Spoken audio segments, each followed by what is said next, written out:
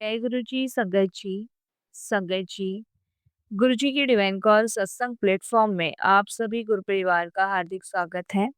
शुक्राना गुरु जी महाराज का कि उन्होंने मुझे ये सेवा दी कि मैं आप सभी गुरु परिवार के समीप आके गुरु जी के कल्याण, महिमा, अनुभव का वर्णन कर पा रही हूँ। अनंतम शुक्राना मेरे गुरु जी महाराज का।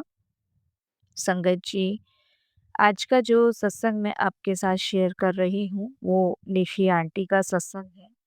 बहुत ही प्यारा और बहुत ही ब्लेसिंगफुल सत्संग है और मेरी विनती है आप सभी गुरु परिवार से कि सत्संग को आप अंत तक सुनिए, ध्यान से सुनिए और पूरा सुनिए।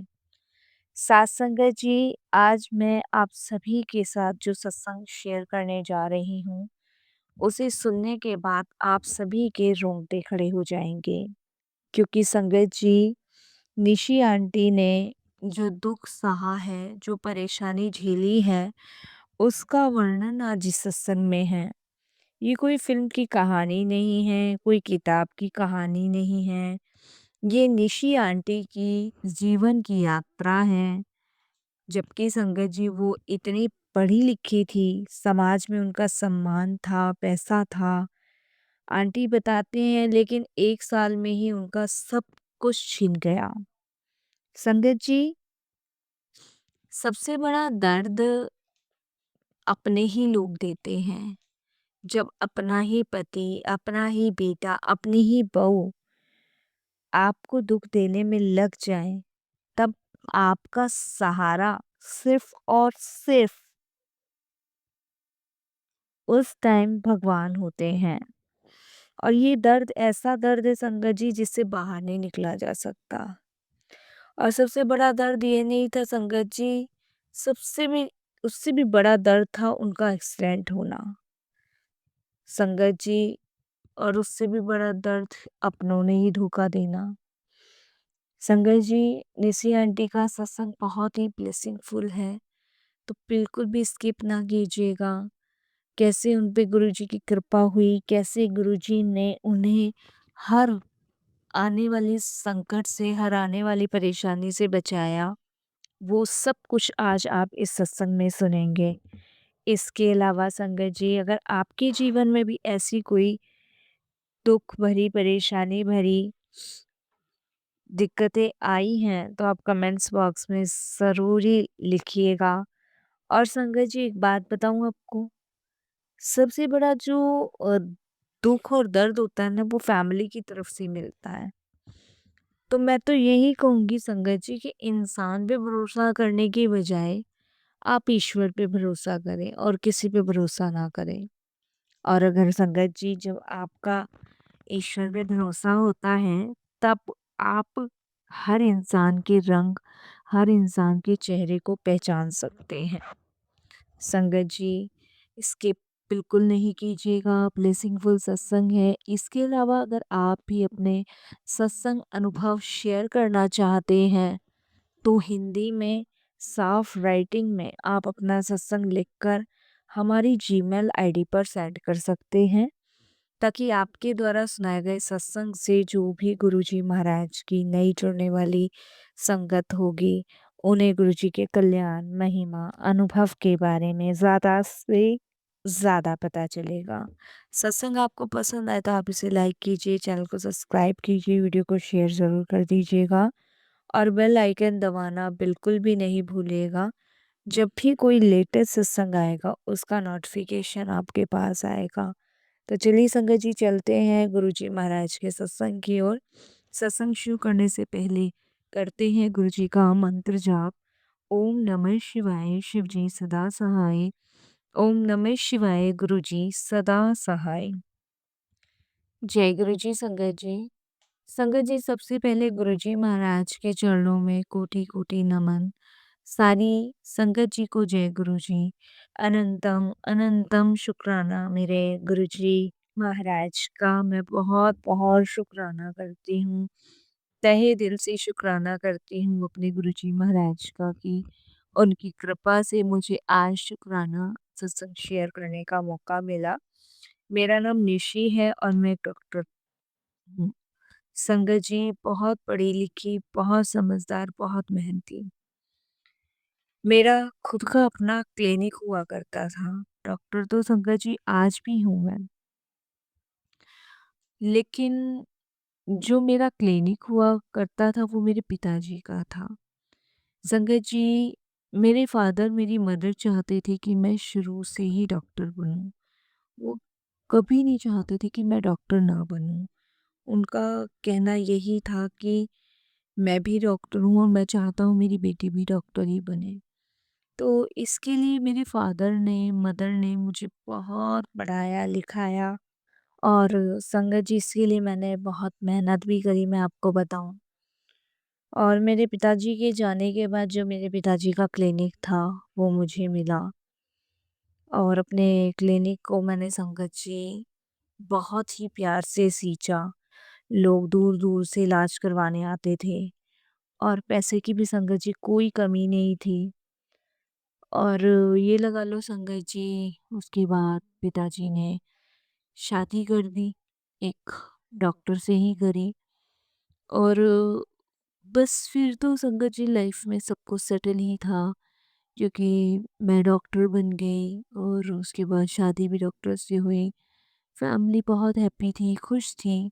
लेकिन संगत जी हमें ये नहीं पता होता कि इंसान कब अपनी फितरत, अपनी आदत और अपने आप को बदल देता है। हम कभी सोच भी नहीं सकते कुछ ऐसी चीज़ों के बारे में। संगत जी मेरा बेटा एक था और उसके बाद मुझे कोई और बच्चे नहीं हुए, तो मेरे लिए ये आशीर्वाद से कम नहीं था एक बेटा। तो संगत जी ज़िंदगी में कमी पूरी हो गई कि चलो बच्चा मेरे पास है, बड़े खुश हम लोग थे। लेकिन संगत जी मुझे ये नहीं पता था कि मेरे हस्बैंड का एक्स्ट्रा अफेयर कहीं किसी लेडीज़ के साथ चल रहा है और लगा लो संगत जी इस चीज़ का खुलासा मुझे जब हुआ, जब मेरे बेटे की शादी हो गई उसके बाद। लगा लो संगत जी कम से कम 40-45 साल धोखा, इतना बड़ा धोखा मैंने झेला है, ये मैं ही जानती हूँ। और एक्सपीरियंस से मैं अपने ये बात कह रही हूँ कि मैं इंसान पे ना ट्रस्ट नहीं कर सकती और मैं दूसरों को भी यही कहती हूँ, ट्रस्ट मत करो, किसी पे ट्रस्ट मत करो। संगत जी जब बेटे की शादी हो गई तो सोचा ये था कि भई बहुत अच्छी बहू है और लाइफ अब सेटल सी हो गई। मेरे हस्बैंड अक्सर टूर के उससे जाया करते थे बाहर, मैं क्लिनिक पे बैठा करती थी। और संगत जी उसके बाद धीरे-धीरे, धीरे-धीरे लाइफ मतलब एक नॉर्मली जैसे जीवन बंदा जीता है ना, ऐसे जीने शुरू हो गया हमारा। बेटा शादी लायक हो गया, बेटा भी डॉक्टर है और उसके बाद संगत जी मेरे हस्बैंड उधर भी जाते थे और इधर भी आते थे, दोनों तरफ ही जाते आते थे। बेटे की शादी हो गई, बेटे ने संगत जी अपनी वाइफ को यूएस से उसने ले जाना शुरू कर दिया क्योंकि यूएसए में वो डॉक्टर था और परमानेंट वो वहाँ शिफ्ट हो गया। मैं यहाँ संगत जी अकेली हो गई। उसके बाद मैं अपने हस्बैंड से अक्सर कहा करती थी, मैंने कहा देखो कुलदीप यूएस से शिफ्ट हो गया, अब हम दोनों की ज़िंदगी है और अब हमें भी अ, संन्यास ले लेना चाहिए अपनी लाइफ से और अपना आगे करना चाहिए। जबकि संगत जी मेरा बेटा मुझसे कह के गया था कि नहीं मैं आऊँगा और आपके साथ ही रहूँगा, पर संगत जी वो भी धोखा दे के चला गया। उसके बाद संगत जी मेरे हस्बैंड ने जब बेटे की शादी कर दी, वो चला गया और मेरे हस्बैंड ने संगत जी एक दिन मुझे खुद ही अपने मुँह से कहा कि निशि मैं जो है तुमसे एक बात करना चाहता हूँ। तो मेरे लिए बड़ी हैरानगी की बात तो नहीं थी क्योंकि थोड़ा-सा मैं इस सोच में पड़ गई कि आज तक कभी इन्होंने ऐसे नहीं कहा कि मैं तुमसे एक बात करना चाहता हूँ, क्योंकि कुछ भी बात होती थी तो वो क्लियर कहते थे। तो उन्होंने कहा कि शाम को मैं 5 बजे के आस-पास आऊँगा और तुमसे बात करूँगा। तो मैंने कहा ठीक है। संगत जी वो अपने क्लिनिक से आई, मैं भी क्लिनिक पे कम बैठती थी मैं आपको बताऊँ। मैंने अपने क्लिनिक पे किसी और को बिठाना शुरू कर दिया था क्योंकि मुझे हेल्थ इश्यूज़ थोड़े से थे, मेरे कान में प्रॉब्लम्स थी। तो मैंने कहा ठीक है। तो शाम के समय संगत जी मेरे हस्बैंड और मेरी मीटिंग हुई और उस दिन मुझे मेरे हस्बैंड जैसे नहीं लग रहे थे। संगत जी मेरे हस्बैंड ने मेरे सामने 3 फ़ोटो रखी, 2 बेटियाँ थी और 1 औरत की। तो मैंने कहा ये कौन है? मैंने कहा कोई पेशेंट है आपके? तो 5-10 मिनट तक तो मेरे हस्बैंड संगत जी शांत रहे। जब तक मैं गुरुजी से जुड़ी नहीं थी मैं आपको बताऊँ। 5-10 मिनट तक वो बिल्कुल शांत रहे। टेबल पे उन्होंने जब वो फ़ोटो रखी तो मैंने उनको बोला, मैंने कहा ये कौन है? हमारे रिलेटिव्स में तो है नहीं, ना आपकी साइड के हैं ना मेरी साइड के हैं। और कोई पेशेंट है या कोई हेल्प करनी है तो बताओ आप, या आप इन्हें जानते हो? जो मतलब मेरे मन में थिंकिंग में आया। लेकिन मेरे थिंकिंग में गलत चीज़ नहीं आई कि ये कौन हो सकते हैं कौन नहीं, मुझे नहीं पता था। I don't know. तो संगत जी मेरे हस्बैंड एकदम से कहते हैं कि निशी ये मेरी वाइफ़ है और ये दोनों मेरी बेटियाँ हैं। संगत जी मैं एकदम मेरी आँखें फटी की फटी, मतलब फटा का फटा। मैंने कहा ये क्या कह रहे हो? तो मेरे हस्बैंड का नाम महेंद्र है। तो मैंने कहा महेंद्र आप ये क्या कह रहे हो? ये वाइफ़ है, ये बेटी है तो मैं कौन हूँ? आप मज़ाक मत करो मेरे साथ ऐसा, और मुझे ऐसा मज़ाक पसंद नहीं है। आप मेरे साथ ऐसा मज़ाक मत करो। लेकिन मेरे हस्बैंड कहते हैं कि बिल्कुल रियल। देखिए संगत जी मैं यहाँ इंग्लिश का यूज़ नहीं करूँगी क्योंकि बहुत सारी संगत है जो नहीं पढ़ी लिखी होती, तो मैं हिंदी यूज़ करूँगी, ऑलमोस्ट सभी को आती है। तो मेरे हस्बैंड कहते हैं कि मैं मज़ाक नहीं कर रहा, और रियलिटी में ये जो है ये मेरी वाइफ़ है, ये मेरी दोनों बेटियाँ हैं। तो मेरे लिए संगत जी ये बर्दाश्त करना बड़ा भारी हो रहा था कि ये आप क्या कह रहे हो? और इतना टाइम, इतने साल, कहाँ से क्या मतलब मैंने चीज़ों को मैं क्या शब्द नहीं निकल रहे थे संगत जी उस समय मेरे। तो मेरे हस्बैंड ने मुझे बताया कि ये हमारे क्लिनिक पे आती थी और इनके हस्बैंड का ट्रीटमेंट हमारे क्लिनिक से चल रहा था और इनके हस्बैंड एक्सपायर हो गए। तो उसके बाद इनको मैंने अपने क्लिनिक पे अ, रखा था कुछ टाइम के लिए। बाद में मेरे को इनसे कुछ ऐसा ही संगत जी मैं वर्ड नहीं यूज़ करना चाहती कि प्यार हो गया और हमने जो है कोर्ट मैरिज शादी कर ली।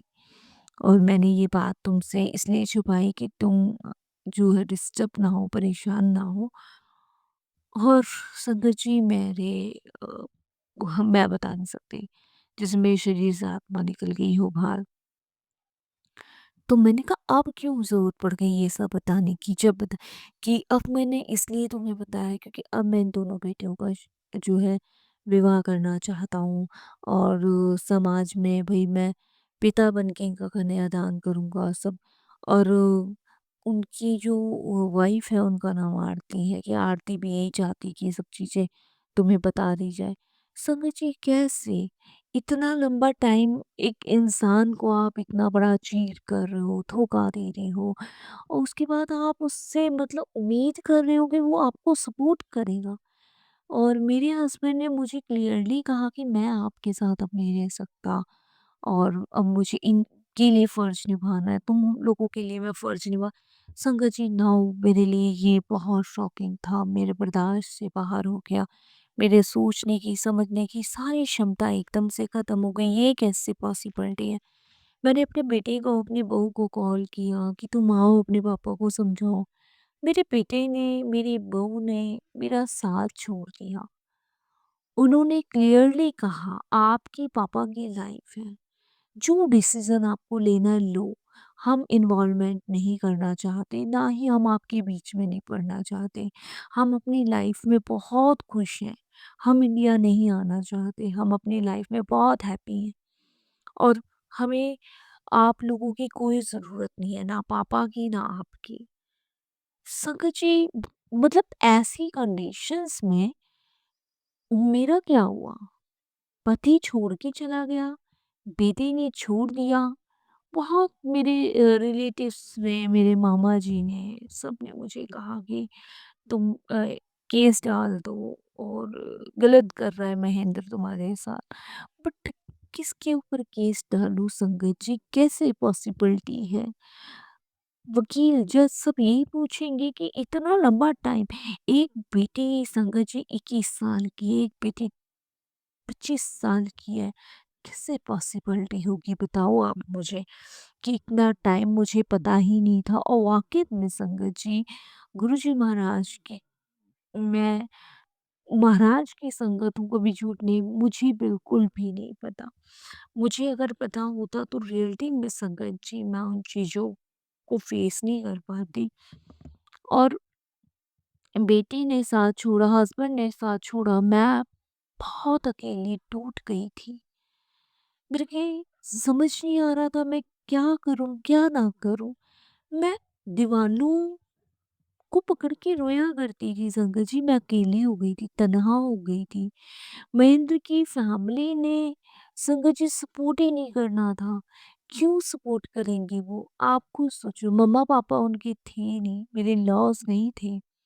दो भाई थे, एक संगत जी मेरे हस्बैंड थे और जो बड़े वाले भाई साहब थे वो संगत जी लंदन में शिफ्ट थे। और कोई था ही नहीं मेरी फैमिली में। मैं अपने फादर की एक बेटी थी। बाकी मेरे मामा, मेरी मामी, सबने मुझे सपोर्ट किया, महेंद्र को समझाने की कोशिश की, बट किसी को समझ नहीं आई, ना बेटे को ना हस्बैंड को। मैं बहुत टूट गई, बहुत टूट गई। ऐसे में मुझे अगर कोई सहारा मिला, कोई अपना मिला तो गुरुजी मिले। मेरे फादर का क्लिनिक जो मैंने सोचा था कि उनके जाने के बाद मैंने सँभाला, मेरे जाने के बाद मेरा बेटा सँभालेगा, बट आज वो क्लिनिक भी बंद है। संगत जी, सोचा था जीवन जो बचा है उसमें लोगों की हेल्प करूँगी, बट संगत जी, आज तो मैं खुद ही हेल्प माँगते फिर रही हूँ। तो संगत जी, वही सारी बात है, वही सारी चीज़ है कि मैं अपने एक्सपीरियंस से कहती हूँ सबको कि कोई ट्रस्ट ना करे किसी पे। क्योंकि जब आप किसी पे ट्रस्ट करते हो ना और उस ट्रस्ट को कोई तोड़ दे, मेरे हस्बैंड कितना बड़ा चीट मुझे कर रहे हैं, आप खुद सोचो। मेरे हस्बैंड मेरे साथ नहीं रहते। मेरे हस्बैंड आरती और उसकी बेटियों के साथ रहते हैं, मेरे साथ मेरे गुरुजी रहते हैं। अब तो संगत जी, सबका यही कहना हो गया कि मैं पागल हो गई हूँ। मैं पागल नहीं हूँ संगत जी, एमबीबीएस डॉक्टर हूँ मैं और मैंने अपने हाथों से बहुत लोगों का जीवन दिया है।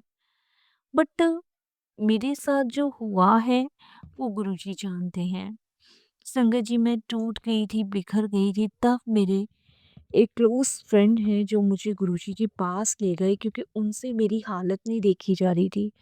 उनसे देखा नहीं जा रहा था कि मैं किस तरीके से डिप्रेशन में जा रही हूँ, खाना-पीना छोड़ चुकी हूँ।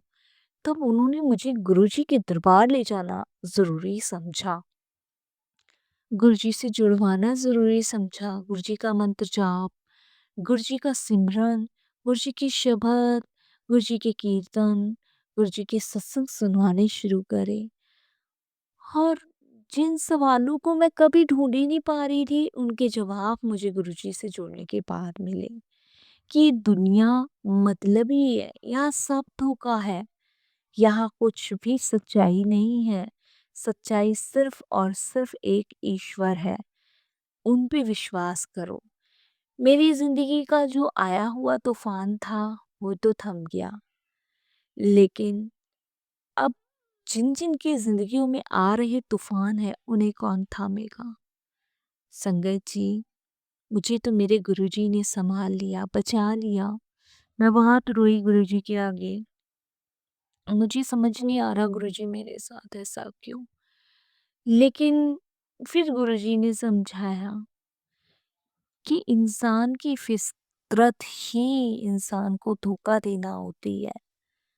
वो कभी आपका हो ही नहीं सकता और कभी भी वो आपके प्रति अपनी वफादारी निभा सकता। अगर ट्रस्ट करना है, भरोसा करना है, तो सिर्फ ईश्वर पे करो। एक वही है जो आपके कष्ट काट सकते हैं। आज की डेट में संगत जी, जिन्हें मैं परिवार समझ रही थी, वो मेरा परिवार नहीं था। मेरा परिवार मेरे गुरुजी हैं। संगत जी, मैंने लड़ाई झगड़ा करना समझदार ही नहीं समझी। जिस आदमी ने इतना टाइम 25-26 साल मुझे धोखा दे दिया, मुझे पता नहीं लगने दिया, जिस बेटे को 9 महीने मैंने पेट में रखा, जिसे मैं अपनी दुनिया समझ रही थी, उसने भी मेरा साथ छोड़ दिया। संगत जी, यही सच्चाई है ज़िंदगी की। इसलिए अगर विश्वास करना है तो भरोसा करना है भगवान पे करो, इंसान पे नहीं। इंसान हमेशा चीट करता है, धोखा देता है। वो कभी भी अपनापन आपको दिखाता ही नहीं है, क्योंकि हम इंसान छल कपट से भरे हुए हैं। बाकी संगत जी, मैं यही कहूँगी कि मेरे जैसे साथ हुआ है वो किसी के साथ ना हो, किसी के साथ भी नहीं। यही वाणी को विराम देती हूँ। ओम नमः शिवाय, शिव जी सदा सहाय। ओम नमः शिवाय, गुरु जी सदा सहाय। उम्मीद करती हूँ गुरुजी की आखिरी सांस भी आपके चरणों में ही निकले। जब भी इस दुनिया से जाऊं, आपकी कृपा की पात्र बनकर जाऊं और आपके श्री चरणों से जुड़कर जाऊं। ओम नमः शिवाय, शिव जी सदा सहाय। ओम नमः शिवाय, गुरु जी सदा सहाय। जय गुरु जी, शुक्राना गुरु जी।